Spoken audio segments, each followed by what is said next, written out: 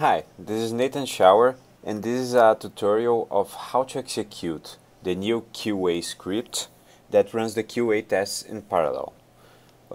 This QA script is a Python script, and it was initially conceived by Julia Plus, a former PhD student of the group. Today she is working at Sandia National Laboratories in Albuquerque. So what are QA tests? QA tests are a way to check the reliability of the code by running a set of tests and comparing the results with previously computed results. Well, first, for a more experienced user, I'm gonna show how it was and how it is. So here I have a comparison.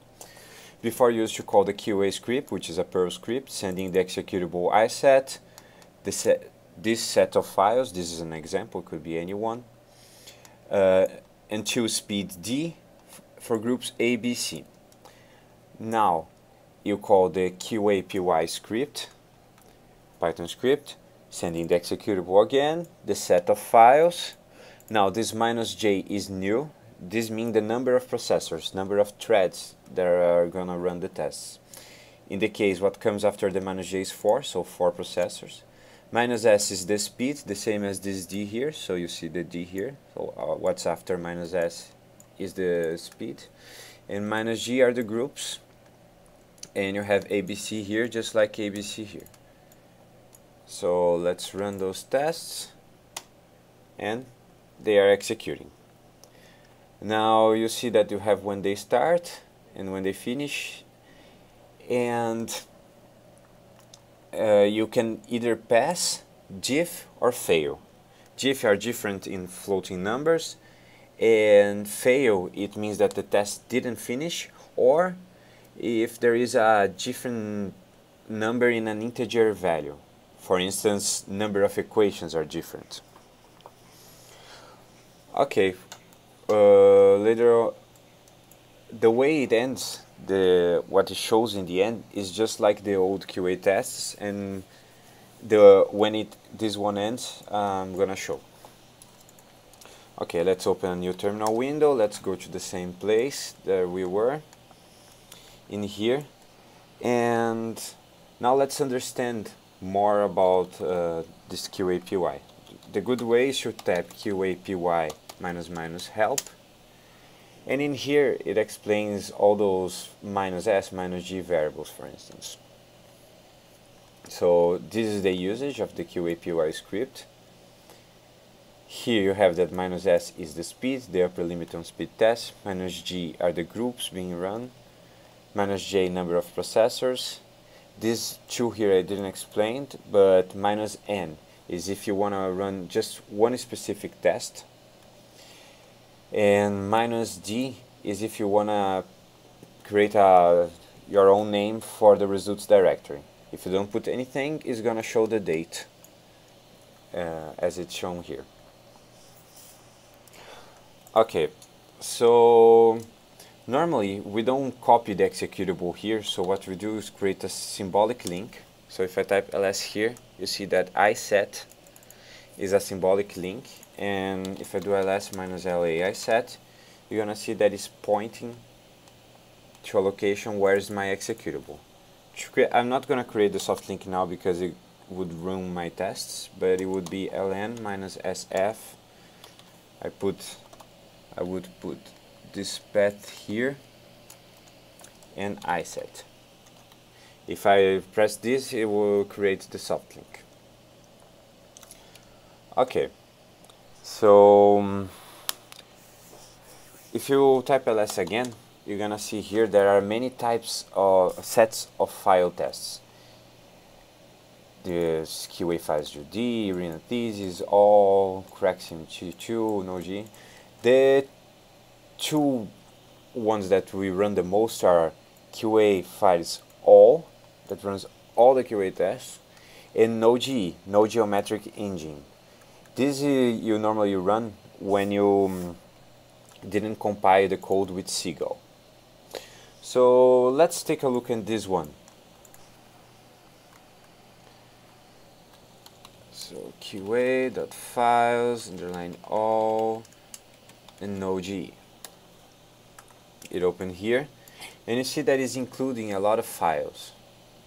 Let's for instance open this one here, QA files extract.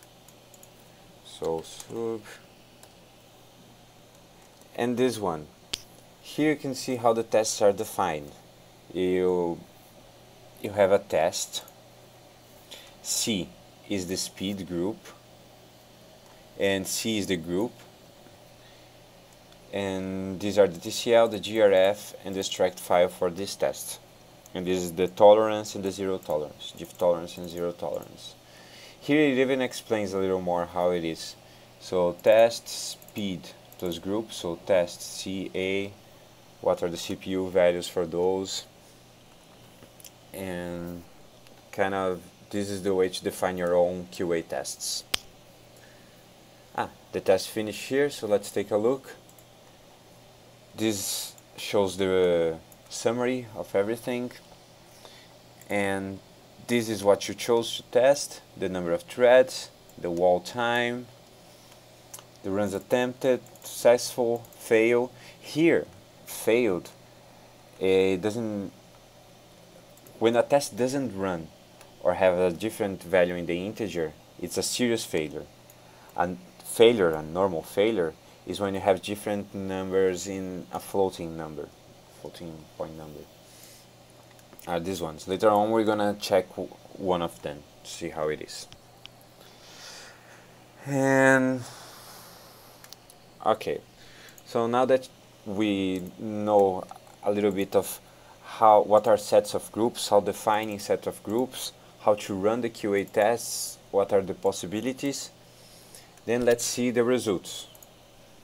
So the results are in the folder results here. So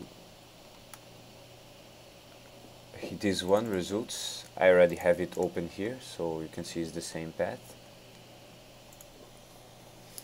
And in here I'm gonna get the last one, modify it, is this one. This is the last test that ran. And we can take a look at one file that failed. This one failed. First let's look at run point error.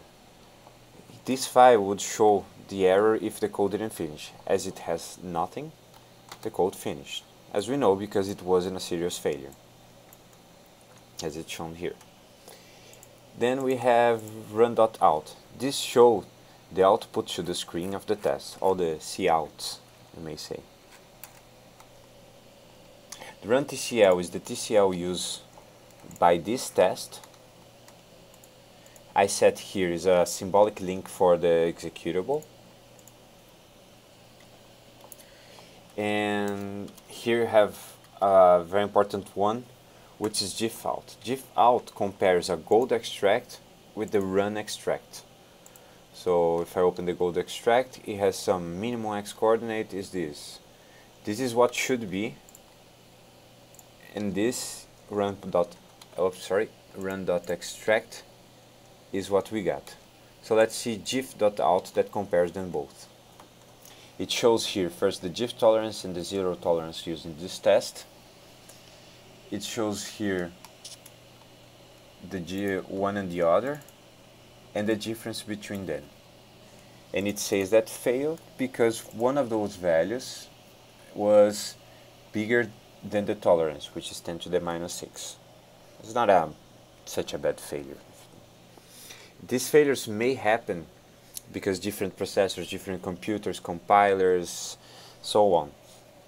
Even more, you can have serious failures sometimes when running fracture problems. I run with no geometric engine here, no GE as you can see. But if you run with geometric engine, you may find some serious failures. It's not unusual. And so if you go back, there are the other problems. Here you have this file qa.summary that has everything that was printed here in the terminal, and you can see the same summary. And that's all for here. Just one remark that you cannot forget is to include the dot directory to your list of paths.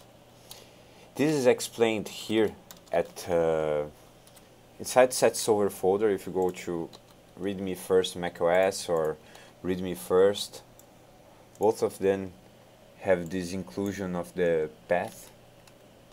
If you're using tcsh or if you're using bash, it's like this, is like this, or like this. Just follow this to put the dot directory. And where is that should be done? When you open the terminal, first place that it is, user is Nathan in my case. I have a file, let me open dot bash profile. See, I only have one. Let me open this. Here's dot bash profile, and here I put the exact same thing as it's shown in the tutorial, to include the dot file, the dot path. Okay, that's it. So we went how to run the QA tests, what the parameters mean, how they are defined, how the sets of files are defined, what are this summary screen, and where are the results for each test. If you have any questions, as always, please feel free to contact me by email. My email is here. Thank you very much. Good tests.